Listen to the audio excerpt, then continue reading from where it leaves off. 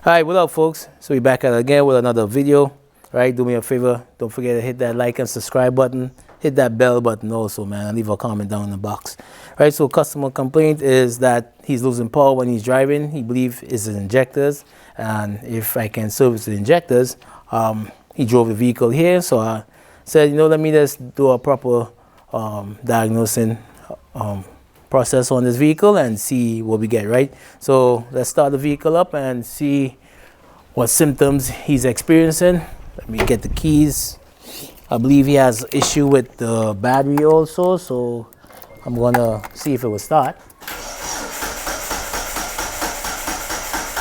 As usual, dead battery. They always bring vehicles here with dead battery, but we will definitely get that fixed, right? So we're gonna let me just put the jump pack on. Right, let's see if it will start up.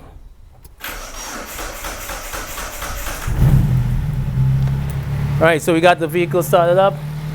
Right, it's running. It started real good, but we definitely gotta address that loss of power due to the battery, right? So let's step on the X and see what the customer is experiencing. So every time you step on the X, this is what he's getting. He said he believes it's the injectors, but as I said, I'm going to do my checks first before we do anything, right? So that's first thing I want to do is make sure I'm getting spark, right? So let's pull number one out, right? So you do hear the RPM dipping out, right? So, but am I getting spark? So what I'm going to do is use my, hold on, let me take this engine off. It's really loud. Right, so I'm hearing the RPM dipping out, right? But I'm going to use my spark tester here, right? This is just basically to monitor or to measure my KV and see if it jump in the spark plug gap, right? So, so SE means for small engine. This is 20 kV, well 0, 20 kV, 30 kV, and 40 kV, right? So normally, when I'm scoping, from scoping, that spark plug gap will give you anything between 10 to 20 kV, right? So we're just gonna adjust this to 20 kV. I'm gonna hook this up to number one plug wire, right? You just stick this in like this, and you just find a ground, any ground, doesn't matter. And I'm going to monitor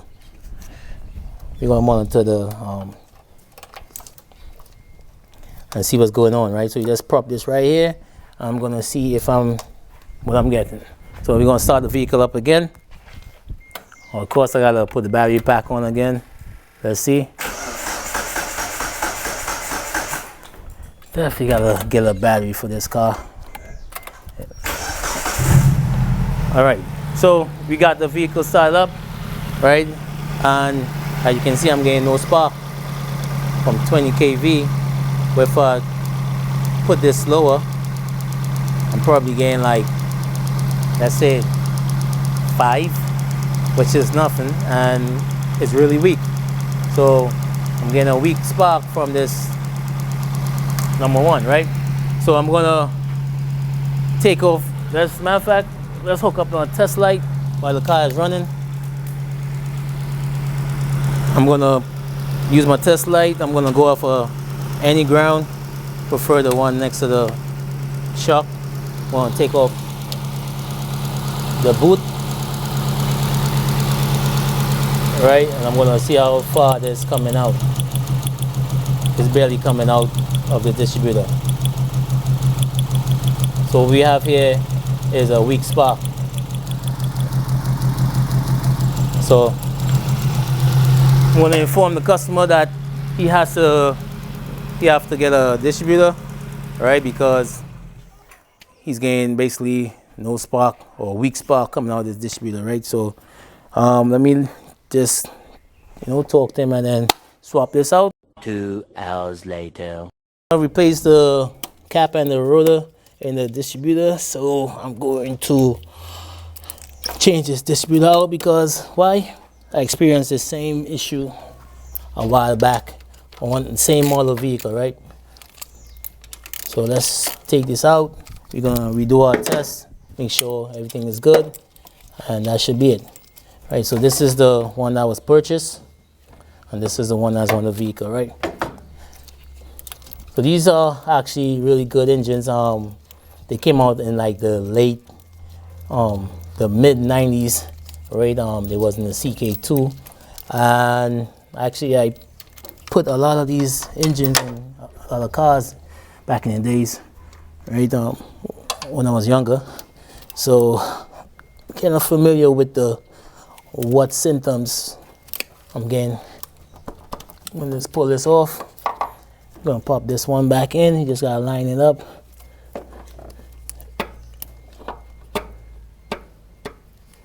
All right, you have a slot where you have to put the distributor in, right? Line it up.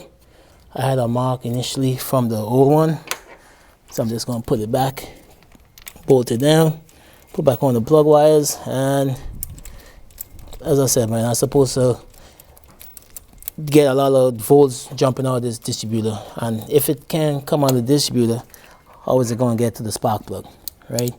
And as I mentioned earlier, you're supposed to be getting like at least more than 10 kV coming out. I'm getting less than that, so I'm not gonna. I believe he also changed the spark plugs, right? The plug wires, they don't have no short, right? I can check for that using the test light also. But as I said, man, I really believe that this faulty distributor was the issue and nothing else. So let's see who is who and what is what. Right, so this number one. It don't have anything to do with timing or something like that. This is number 4. And this is number...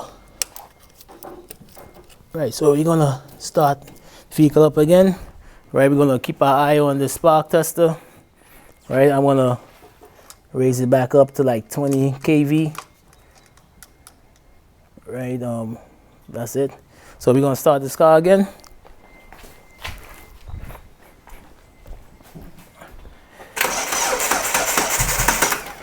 All right, so you definitely, matter of fact, let me just put this back in number 1, and then I'll pull it out again.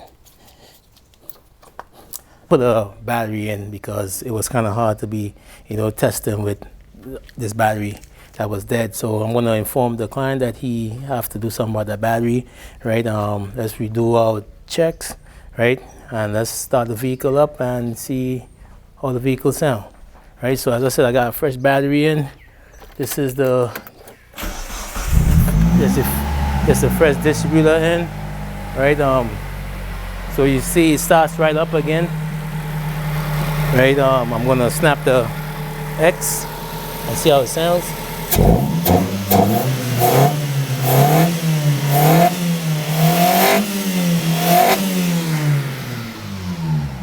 Right, so it definitely sounds much better than before. Right, I'm gonna do my tests again here with the test light. Same test. I'm gonna go into any negative. Right, doesn't matter. I'm gonna pull out number 1.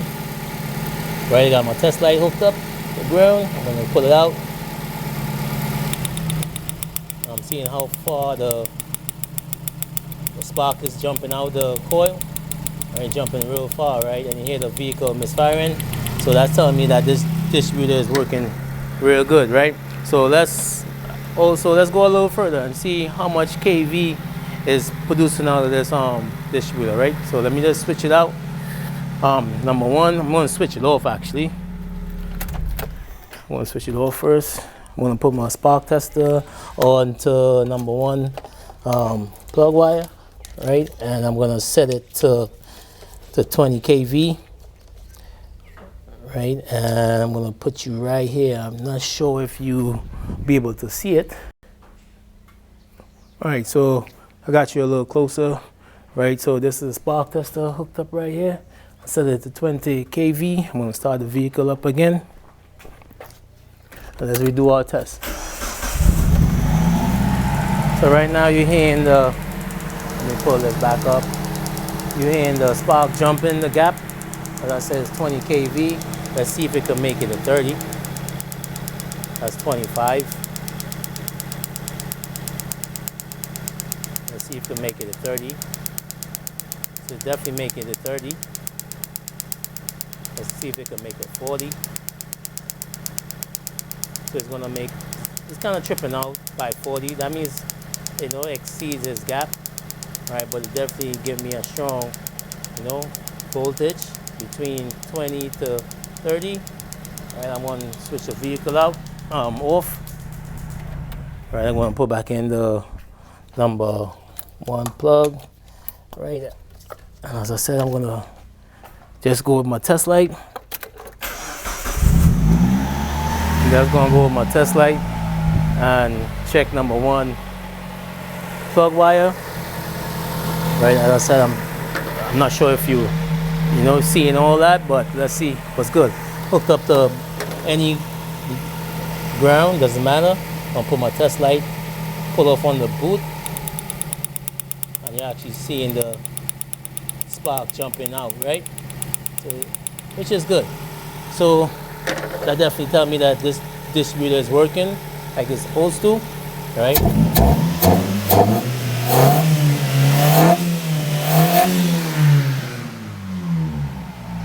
Right, so let me shut this off. So in this case, what we had was a faulty distributor coil that was not producing enough basically current or voltage to jump the spark plug gap and causing loss of power, right? So as I said, man, if you haven't subscribed before, you know, make sure and hit that bell notification, leave a comment down in the box, you dig? Until next time, take it easy.